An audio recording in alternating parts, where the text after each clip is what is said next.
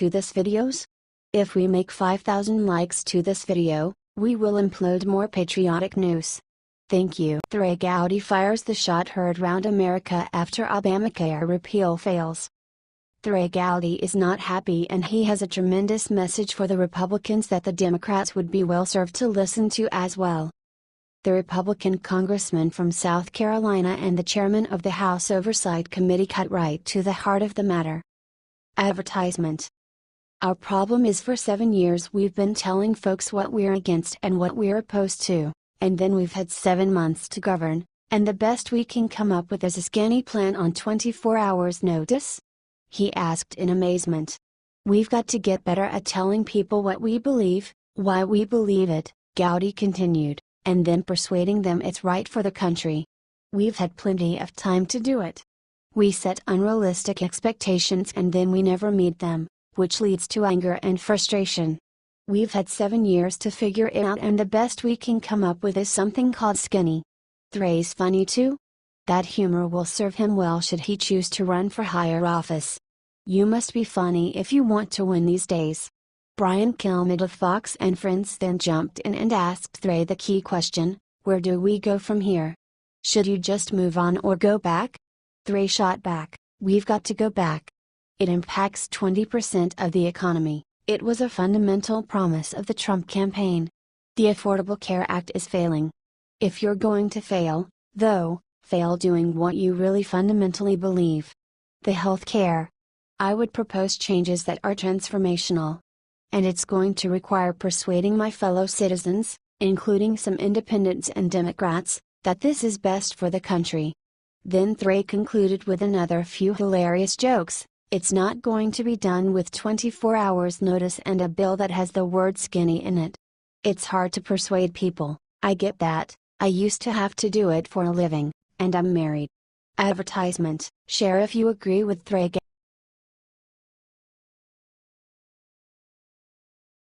Mike Huckabee discovers easy way for Trump to fix John McCain's treachery. John McCain flew in from an Arizona hospital to cast a key vote to get the Obamacare repeal bill on the Senate floor for a debate. This was a good sign that the Republicans had the numbers and would finally push through their much-awaited repeal in replace of the dreaded Obamacare. Advertisement. But something unexpected happened on the way to the future. John McCain pulled a fast one, a sneak attack against President Trump and the will of the voters. As the debate raged on, first Mike Pence tried to get John to cast the vote their way, then President Trump got on the phone and tried to get John to reason, and then it was Mitch McConnell. All failed to persuade the maverick, and he dramatically, a little too dramatically, and embraced his inner showboat and turned a thumbs down on 8 years of promises and on a big win for Trump. He cast the deciding vote, and that is all she wrote. This is clearly a disappointing moment, Mitch said. I regret that our efforts were simply not enough this time. Now, I imagine many of our colleagues on the other side are celebrating. Probably pretty happy about all this. But the American people are hurting, and they need relief. But Mike Huckabee discovered an easy way to solve the treachery of John McCain and the 2 other GOP senators who betrayed Trump. Former Arkansas Governor Mike Huckabee is now calling for a repeal of the 17th Amendment. This would totally change the way senators are elected. And would make sure McCain betrayal was the last time. The amendment, ratified in 1913, set up the popular election of senators, who before that had been elected by state legislatures. Share this if you agree with Mike Huckabee.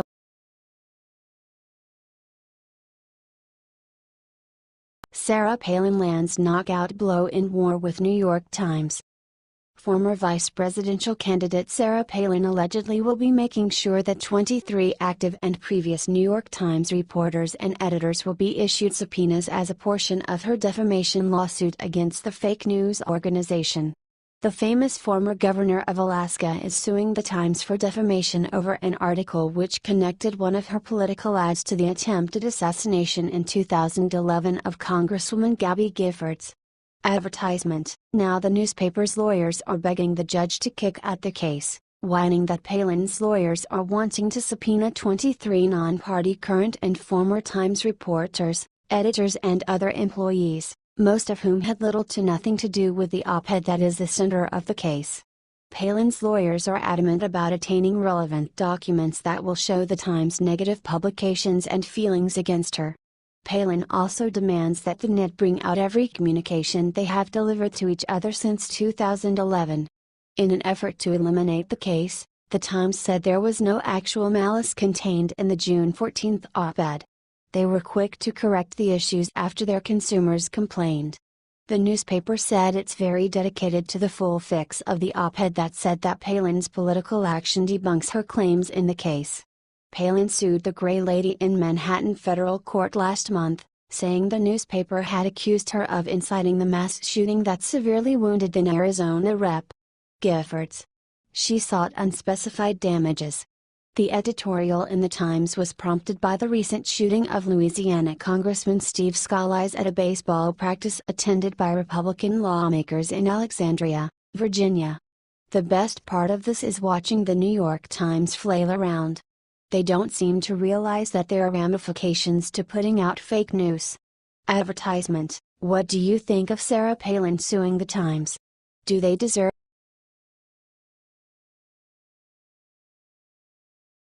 Breaking House Republicans demand second special counsel, look who they caught red-handed. House Republicans who are members Judiciary Committee have issued an official request for a second and individual special counsel to investigate criminal activities.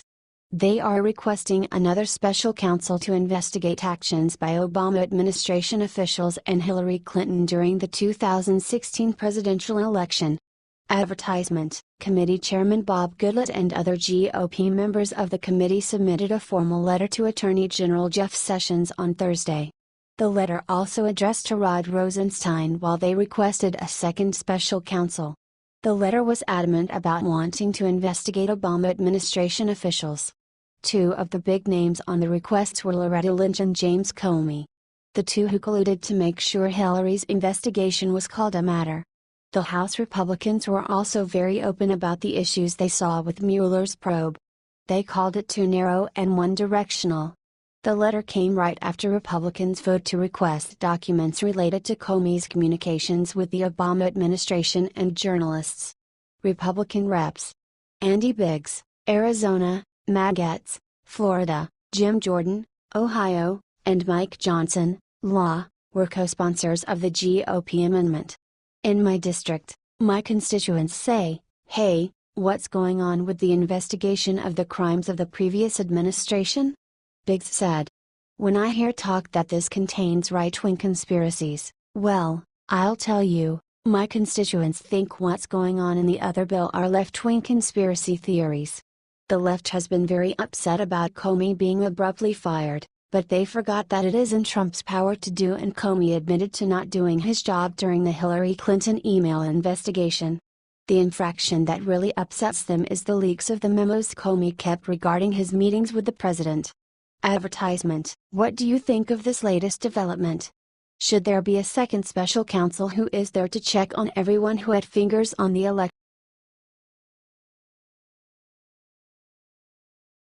Bill O'Reilly just put final nail in career of John McCain with instantly viral tweet. Obamacare was one of the worst things that former President Barack Obama left in his legacy. During his political campaign, Donald Trump promised to repeal and replace the Obamacare. However, many senators voted against Trump's health care plan, including Republican Shelley Moore Capito of West Virginia, Susan Collins of Maine, Lamar Alexander of Tennessee, Dean Heller of Nevada, Rob Portman of Ohio, John McCain of Arizona and Lisa Murkowski of Alaska are the Republicans who voted against repealing the Obamacare. After this vote, skinny repeal was introduced. Many people believe that this bill, which included great features, will pass through the Senate. However, 4 of the senators mentioned before changed their minds, while Collins, Murkowski, and McCain voted against the bill. This is not the first time that Arizona Senator McCain went behind Trump's back. Ever since Trump made a joke at the expense of McCain's military service, McCain has been holding a grudge. He's been constantly going against the president's wishes. He sabotaged Trump's healthcare plan and then made a lame excuse about his action.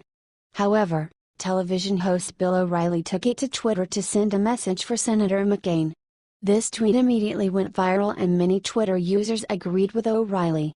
He lost the respect for McCain, and I don't think he's the only one who lost the respect. After all, McCain not only betrayed the president, but he betrayed the country and the American people. I think it's safe to say that McCain is no longer a Republican. His last move should be a resignation letter. What are your thoughts about his betrayal?